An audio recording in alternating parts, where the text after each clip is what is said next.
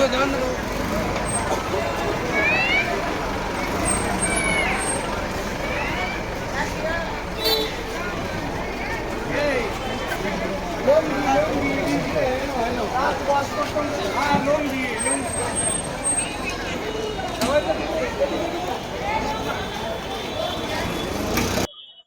জানেন যে হাসপাতাল খুবই একটা পবিত্র জায়গা। তো হসপিটাল আসলে কোন মানুষজন আসে, যখন খুব বেশি বিপদে না পড়লে মানুষজন কিন্তু হসপিটালে আসে না।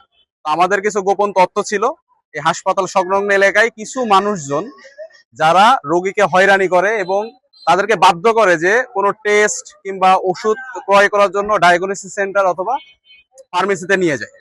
তো হসপিটাল কর্তৃপক্ষ থেকে আমাদের একটা সুনির্দিষ্ট তথ্য ছিল, সেই তথ্যের ভিত্তিতে আমরা আজকে অভিযান পরিচালনা করি। র্যাব 11-এর সিপিএসসি নরসিংদী, জেলা প্রশাসন নরসিংদী, জেলা পুলিশ নরসিংদী।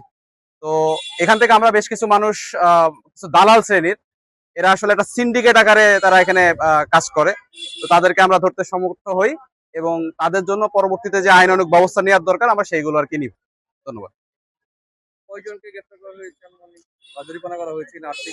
আচ্ছা, এটা একটা চলমান প্রক্রিয়া, এটা আমাদের অভিযানটা এখনো চলতেছে। আমরা এখনো পর্যন্ত 6 জনকে ধরেছি, যাদেরকে বিজ্ঞ ম্যাজিস্ট্রেট তিনি জরিমানা করেছেন, কিছু কিছু ক্ষেত্রে জেলও দেওয়া হয়েছে। তো আরো কিছু আমাদের অভিযান চলমান আছে, আমরা এখনো এক্সাক্ট সংখ্যাটা বলতে পারতেছি না। সাধারণ রোগীরা প্রতিনিয়ত এখানে হয়রানির শিকার হয়, এই ব্যাপারে আপনাদের প্রশাসনের ব্যাপারে কোনো হস্তক্ষেপ আছে নাকি? আচ্ছা, ডেফিনেটলি আমরা তো সবসময় টহল কার্যক্রম, আমরা এখানে সবসময় আসি আর কি। হ্যাঁ, এখন দেখেন এইগুলো একটা মানে সমাজে যখন আমরা থাকি তখন সবাইকে আগায় আসতে হবে। আমরা যেভাবে আগায় আসবো আপনাদের কাছ থেকে আগায় আসতে হবে। যত বেশি আপনারা আগায় আসবেন, যত বেশি তথ্য দিবেন, তত বেশি এই বিষয়গুলা সমাজ থেকে চলে যাবে। আচ্ছা, 100 শয্যা হাসপাতালেও কি এরকম ধারাবাহিক অভিযান অব্যাহত থাকবে? অবশ্যই অভিযান পরিচালনা থাকবে, শুধুমাত্র হসপিটাল না তো, আমাদের তো আসলে বিভিন্ন জায়গায় সমস্যা রয়েছে। পাসপোর্ট অফিসে আছে, ভূমি অফিসে আছে, আমরা সব জায়গায় আমরা অপারেশন চালাচ্ছি। আচ্ছা, আমার একটা প্রশ্ন ছিল, কাজ করুন।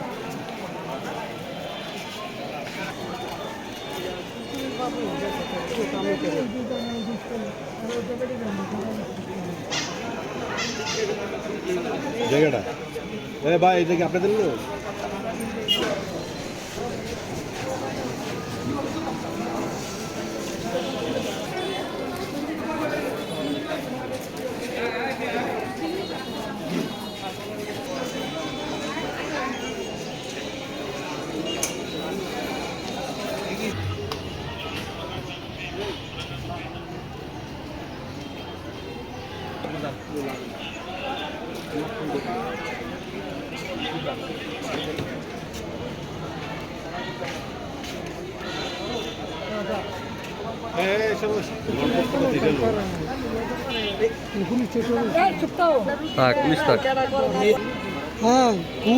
ভাই একটু ছাড় দেন ভাই।